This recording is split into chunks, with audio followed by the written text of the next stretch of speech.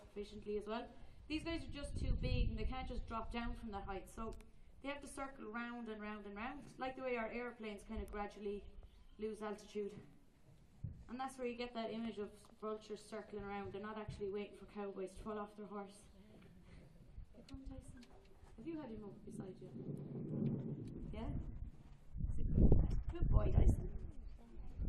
So these two vultures specifically, sorry, I don't want to go across your camera, would eat the internal parts of a carcass. So they have a nice long neck and bald head.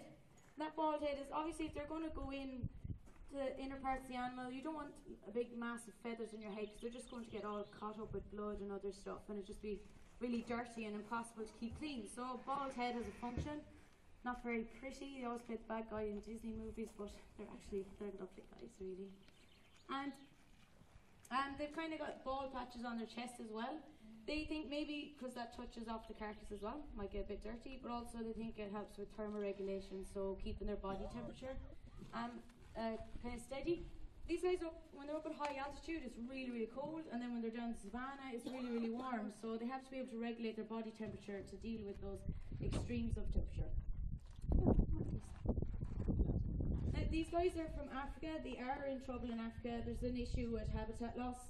A lot of the savannah regions, the desert's starting to encroach in. And also they fly into power lines and electrical cables, unfortunately.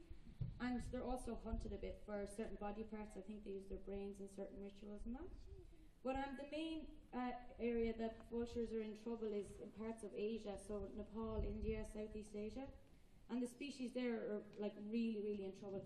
And the problem was, in these areas, people really value their work animals. Listen, come on, good boy.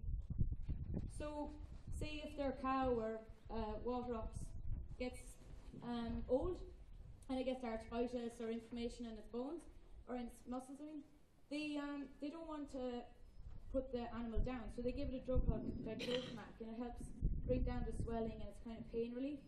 It's the same drug that's in our Vulture gel, if you know it, you just rub it on, it's anti-inflammatory. And that's fine, they give that to their work animals, but a lot of the animals in these regions are then left out for sky burial when they do pass away.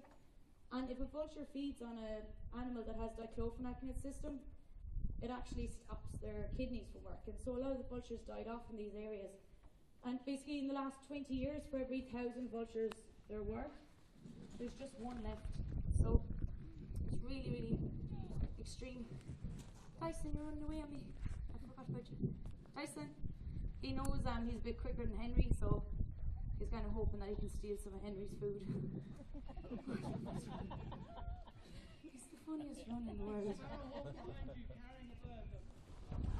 Carrying a bird? Yep, little male sparrow.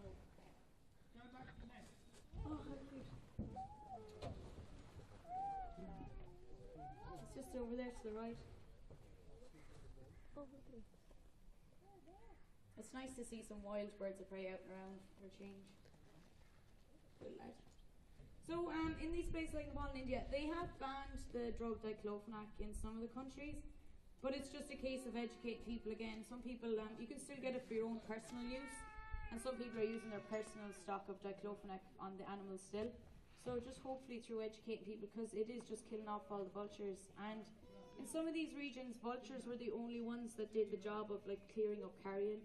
Like in Africa, you'll have eagles that will do it, or hyenas, or lions will live in the carrion. But in some of these areas, it was just the vultures, so they actually got a build-up of carcasses, and feral dogs started to increase in number because they, stepped up. Feral dogs carry rabies, they were biting people, people were getting rabies. Also, if you have a load of carrion out in the wild, it's just a breeding ground for infection, so it's just not a good situation at all. So they have realised what's causing the trouble for the vultures. They've banned the drug, they're trying to educate people. And these guys have set up a thing in Nepal called Vulture restaurants. So basically work animals are bought for like £1 or €1, and they're not given any drugs. So that when they're left out to pasture, that's stuck in my finger.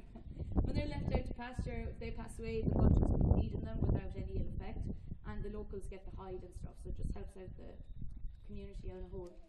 Vultures are really important in the ecosystem. If you're lacking vultures, you know that there's something wrong with your ecosystem. These guys eat the top of all the food chains, so any toxins or poisons will travel up through the food chain, and these guys are feeding at the end.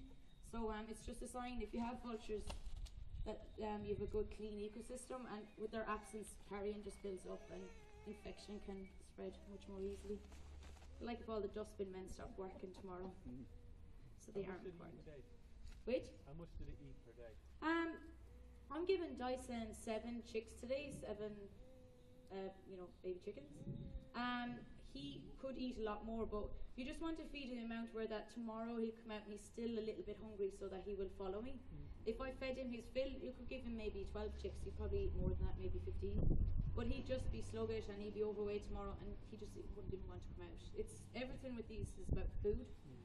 They'll always look for the easiest option, and if they're not hungry, the easiest option is to just sit down. Nice. Good boy. Have you any other questions on him?